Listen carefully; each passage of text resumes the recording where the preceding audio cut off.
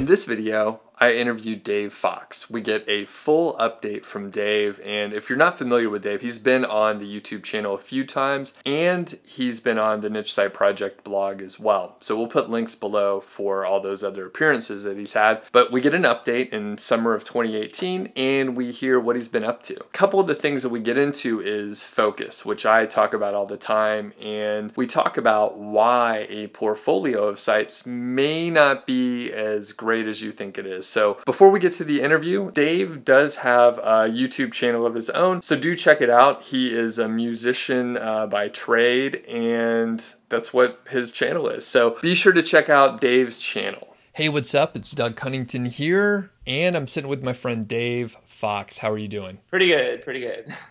How are you? I'm doing great, doing great. It's a little rainy here in Bozeman today. At least it's not snowing, so we got that That's going on. Since it's like June, so yeah, it shouldn't be snowing. That would be insulting. So a lot of people do know who you are. They have seen, other interviews that you've done on the channel, and just, you're out there a little bit just in the internet marketing community.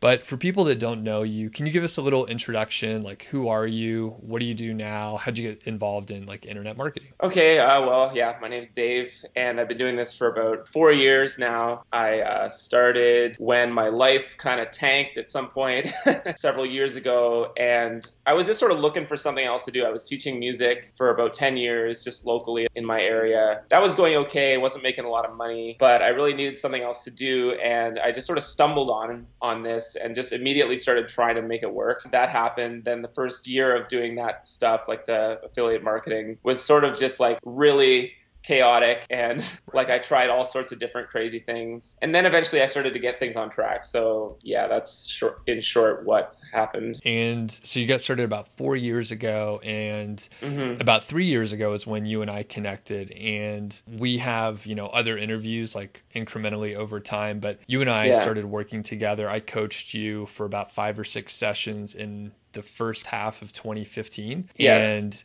it was slow growth, I would say, right? Yeah, pretty much. Like all my old sites were essentially like had to be just sort of like cut off and thrown in the bin. And I started a new site, and then that was with you. I started that site that actually started going in a progressive kind of direction, Cool. So. And I think for a reference point, like if I remember right, it took about 6 months to make the first $100, and then by another 6 months you were up around $1,000 or $1,500, and then within like 18 months you were at like 5,000, something like that, right? Yeah, well, that was with the help of like a couple other sites that I started, but basically like after the first year things were like off and running, I guess. Sweet. But it took there was that point where I kept talking to you and being like, what's happening? Like it was around the 6-month mark, right, where things started to take off. So cool. And I always want to emphasize that people, they think they're behind or something like that, but it literally takes some time. And I think your perseverance is like a really good example of like persistence and maybe, I don't know, stubbornness. I don't know if you would call it that, but I mean, you get it done. It took a lot of hard work, and you just didn't,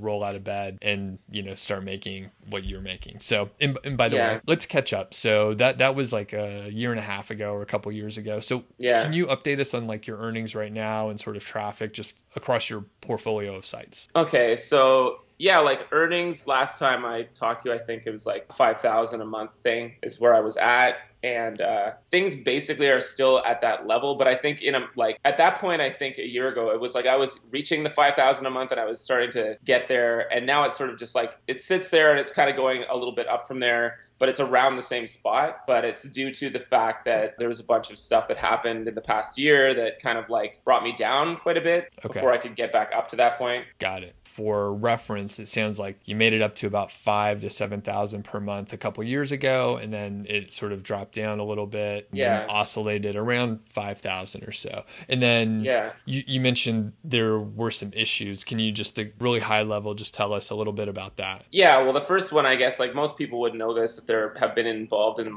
the internet marketing world, but when Amazon changed their pay structure, that really screwed over a lot of people, including myself. And that was a big one too, because it was like unexpected and also really kind of hard to recover from in a sense, because you had to like totally configure your sites as Sure. far, at least I did. And then, so that was last March. And then, then there was around Christmas, I got nailed by like a pretty heavy Google penalty where most of my sites were like had got no traffic for a couple months due to like that penalty. So that was like even worse.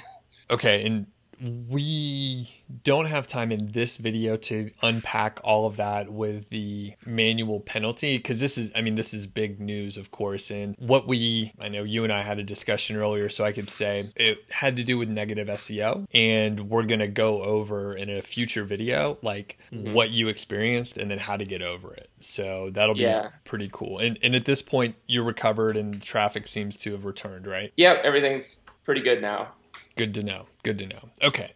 So I want to rewind just a little bit and talk about focus. And I talk about this often. A lot of times it's just a reminder for myself. But, one thing you said earlier is when you and I started to work together, you basically killed a few of your initial sites that you started working on, and then you focused on one. So can you kind of take us back to, why that was effective for you? So basically, I had like 4 sites that I was working on, like scrambling around trying to make them like, function properly. And then I had this new site that was like a kind of a new concept for me. It was just like using like the stuff that you were teaching me. And the 2 styles of sites didn't really coexist properly. And so at some point, something prompted me to just delete those old sites because they were just really taking a lot of energy from me in order to even like fix them. So I was constantly trying to fix what was wrong with them, but they were so kind of far gone that like fixing them was like kind of a crazy proposition. So once I got rid of them, it was way easier to work on my new site and like move forward. Right. I remember a couple of the sites, but, 1 or 2 of them were really going to be like almost impossible to monetize. They got a lot of traffic, like they got a surprising amount of traffic, but like it just wasn't going to work out. And then another one had like a product that was just too cheap, right? It just wasn't going to work out. So at that point, like you'd already put time into it and you were like, I don't want to throw them away. And it was really just taking up space in your mind, even though maybe you only had to spend like 10 minutes on it once a week. It was still like you were thinking about it, So once you literally, in the preparation call, you told me that you literally like deleted the sites, right? You didn't like metaphorically stop working on them. You deleted them, right? I straight up deleted them. But I had it like, the thing is that sort of goes back into like when I was with HostGator and I was, on their servers with these sites, and they were starting to say, there was like almost a sign, like it wasn't like a cosmic sign, but it was some sort of sign, because they started messaging me saying like, you've run out of inodes. You have no inodes left. And I was like, I don't know what that means. So I started trying to talk to them about that. And they're like, it's just essentially, I guess, inodes. I'm not sure if it applies anywhere else other than HostGator, but these inodes were like files, and I had no more file space left on the servers. So they're like, you literally have to cut back on your inodes. And I'm like, well, how do I do that? They're like, oh, you just have to start deleting things and whatnot. So I started deleting things kind of randomly from those sites. And then I was just like, you know what? Like, I'm just going to delete the entire site because it's like, this is just stupid now. That's what happened. One night I was just like, delete. And then all 4 of them were just gone. I didn't even back them up. And it was kind of weird too, because I like had been working on them for a year. Yeah. You burned the bridge. So that's it. There's no going back. All right. Well, and that was a dramatic turn, but it also allowed you to like really focus down and like work hard on your one site that was starting to get some traction. That was really cool. Obviously it panned out. Now let's fast forward. I think it was like around the fall of like 2016 when you had been making good money for over a year, right? You've been making good money for over a year. And I remember you were like, hey, I'm gonna branch out. I'm gonna launch more sites, right? Do you remember this conversation we had? Yep. So you launched a bunch of sites, and I was like, you know what? It's going to be a little hard. I know you have money to reinvest, but can you tell us how that experience went? Because a lot of people think that's what they're going to do, portfolio of sites. So how'd it go for you? I love my sites, and I still have those sites, so I don't regret like making them. At the same time, it like took a lot of extra work to get those sites established, like way more work than you could possibly imagine if you haven't done that before. So, especially if the site isn't just like a very, very specific, like micro niche thing, if it's sort of like a little bit broad. Like you're asking for a lot because there's a lot of stuff to do, and then to like get them up and then maintain them and then expand them. It was kind of crazy. Like at that point, I went into like working from like several hours a day to working like kind of all day on all these sites, just all the time. So it got pretty crazy. Yep. And you hired a team of people, right? Do you recall how many folks were working for you through that stretch? Yeah, like I just started hiring more writers because I had like a couple writers for my main site. And then like initially I do the writing for the sites to get them off the ground, but that's a really kind of tough job too. But yeah, I had like 4 or 5 writers now. I was like paying more people to do more content, and it was just logistically growing, like in terms of the scope. So yeah. Yeah. And I know just from me trying to hire people, even if you have like an unlimited budget, the overhead to like work with all the new people and the interactions, it just takes so much brain power. So it's like you can't do anything else. So if you weren't writing at all or something like that, or if certain things were on autopilot, you could have only managed the people, which I mean, some people don't like managing people at all. So how was it, by the way? I mean, did you enjoy managing the team of writers or? Yeah, like I think I learned a lot about how to like get the right people on board with the site, because there's a whole like sort of strategy or art form to getting writers that actually can write properly for the site that you're asking them to write for. So it's not just hiring anybody. It's like you have to go through an interview process and then make sure even initially that you like put out there, like, you have to know about this topic. If you don't know about it, like, please don't apply for this job. And then people just swarm you because they're like money, money, money, and they want money. And then you're trying to negotiate all these deals with these people. And meanwhile, in the back of my head, I'm like, I'm going to be rich. Like, I'm just like, I'm hardcore, like going at these sites thinking like, well, if I have one site and then I have 3 sites, I'm going to have like so much more. It's just going to be like a huge success. So it's optimism, right? But it also just like starts burying you in work. Right. So it sounds like the growth didn't come like you expected. So what can you attribute that to? Well, the sites did like they still are up, and they still, I think, are pretty good sites. But, just the fact that, I guess if we're talking about focus, like my focus just got kind of like spread a little bit thin for that. And it's still like that for me, which is why I'm trying to sell a site or 2 at this point. And quick note, right? In March of 2017, you mentioned this, Dave, Amazon changed the commission rate. So currently you're making about the same as you were, but in reality, like your earnings at that point in March dropped by what, like 35%, right? Yeah, it was 35%. Okay. Yeah. So, and a lot of people, it's around like most people ended up losing revenue from like 25% to 50%, depending on the primary focus of their site. So, I mean, it was dramatic. You stayed relatively even, but in reality, you probably grew by about 35%. It just, you can't see it. Yeah, no, it's sort of depressing to me to think about how much I would be making if that hadn't happened. Right.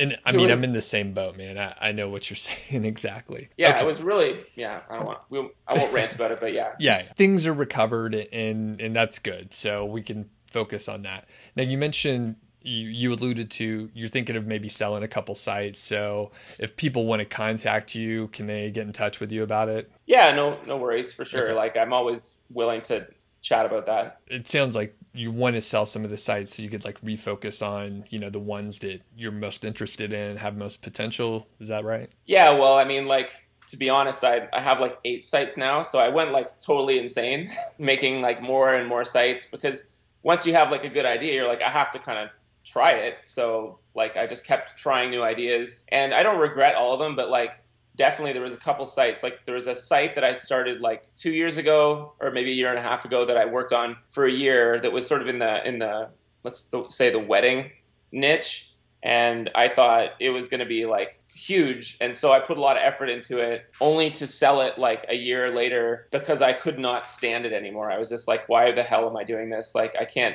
deal with this site. The scope of it was so huge that like it kind of broke me. Right. So I had to sell. That was like an emergency sell of that site to get it out of my face. Like, I couldn't deal with it. Yeah. Sure. I guess before we finish up, and again, we're going to do a couple other videos. Dave and I are going to talk about what to do when your site gets hit with negative SEO and recovering from a penalty. And we're also going to talk about white hat outreach in other videos. But before we break on this one, Dave, can you like give us an idea of the earnings for the a couple of the sites that you're thinking of selling, just to give people like a relative idea? The site that I was thinking of selling is makes about $1,000 a month. It's one of the more consistent sites. It's just a little bit out of my wheelhouse as far as the topic. So that's the one that I'm kind of thinking of selling at some point. Okay, cool. All right. Well, thanks, Dave. And always good to get an update. Folks, be sure to check out the other videos, which should be in a playlist. So thanks, Dave. No problem. Cool. See ya. All right, thanks, Dave. Really appreciate you taking time today. And be sure to check out Dave's channel. It's really cool. Great music over there. And look out for the other two videos. So we're going to talk about negative SEO and white hat outreach in a couple other videos. So we get into the nitty gritty and provide like actionable tips out of those. So be sure to check out those other videos as well.